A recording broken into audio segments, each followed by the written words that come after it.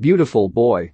Journalist David Chef, Steve Carell, is in the office of addiction expert Dr. Brown, Timothée Hutton. He explains that he's not there for an article, he's there because he doesn't know his son anymore. He's a drug addict, doing multiple drugs, but most recently crystal meth, and he needs help. Flashback to 1 year earlier.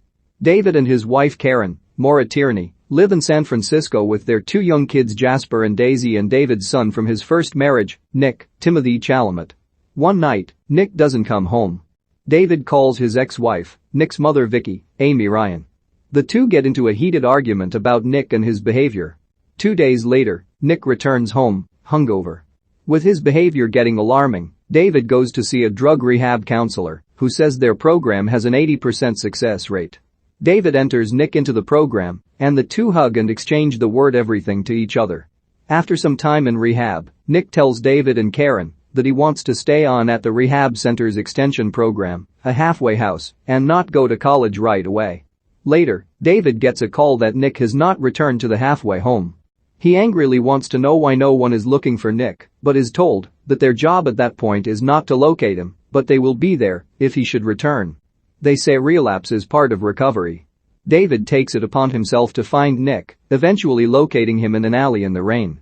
Nick vomits inside David's car, and David enters him back into rehab.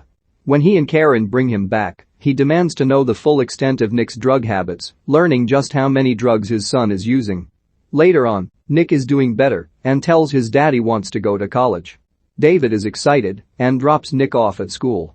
Again, they exchange everything. It goes well at first, and Nick even starts dating a classmate. While at Thanksgiving at his girlfriend's, Nick finds pills in their bathroom and takes them. He begins doing hard drugs again at school, his relationship falling apart. When he next comes back home, he asks if he can borrow David's car in order to go to a Narcotics Anonymous meeting. Instead, he goes out and scores. The next morning, when the 2 young children get into a fight because Jasper thinks Daisy stole the money out of his piggy bank, David confronts Nick asking if he stole the money. Nick gets aggressive and denies it, but David realizes he's using again. David says he shouldn't have let Nick go to school, he wasn't ready, but Nick refuses any more treatment and runs away. Caught up to the beginning of the film, Dr. Brown explains that crystal meth is extremely addictive and that no matter what number he was told, the likelihood of someone overcoming an addiction is closer to 8%. While searching for Nick, David goes through intense experiences buying and using cocaine to try to understand his son's experience and meeting and buying a meal for a young addict girl for some insight. Finally, he hears from Nick, but when they meet, Nick is erratic and high and says he's clean but needs a few $100s. David refuses to give him money and tries to get him to come home with him, but Nick flees, completely irrational and unreasonable. Later, David receives a call from a hospital in New York telling him Nick has overdosed. David flies to New York only to find Nick checked himself out against doctor's orders, but as he is on his way to fly back to San Francisco, he hears from Nick. He meets him at a diner, and Nick tells him he wants to get clean. In a flashback to when David first sent Nick to stay with his mother for the summer, we learn where everything came from. When Nick was sad to leave, his father assured him he loved him more than everything in the world, and they repeated it back to each other.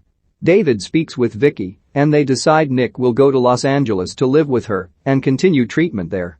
Nick is very successful. He graduates college, has a good relationship with his sponsor, Spencer, Andre Royo, and is 14 months sober.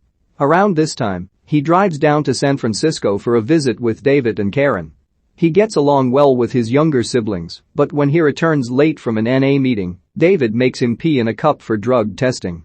Nick understands why, even though he promises he's clean. After he leaves his dad's house, Nick grows anxious and uneasy. He calls Spencer telling him he's having a hard time. Spencer insists he come over for dinner that night, but instead, Nick goes downtown and runs into his old friend from rehab Lauren, Kaitlyn Deaver. The two score hard drugs together, take them, and have sex. Vicky calls David and tells her that Nick is missing. The two begin blaming each other and have a screaming match on the phone. David once again packs a bag to look for Nick, but Karen tells him she needs him to stay home. When David says he needs to make Nick better, Karen shouts at him that he can't fix this. Later, while his family is out, Nick and Lauren break into their house. When the family returns home, they flee out the back, but Nick's brother spots them. David and Karen go in different directions, and when Nick takes off in his car, Karen gets into her car and chases after them for miles. She eventually loses them and breaks down crying. When Lauren overdoses, Nick calls an ambulance, and though the EMTs are able to save her, he is left alone.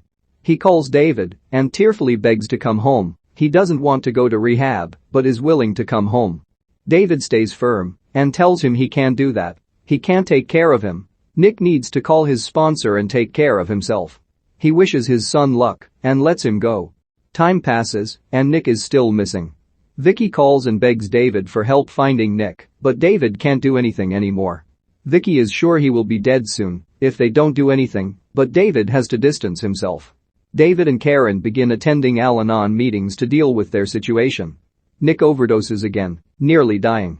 David comes to the hospital to see him. He takes Nick, who is very weak, on a walk outside, and the two sit on a bench together. Nick collapses in his father's arms, hugging him tightly. David rubs his back as the two look to an uncertain future.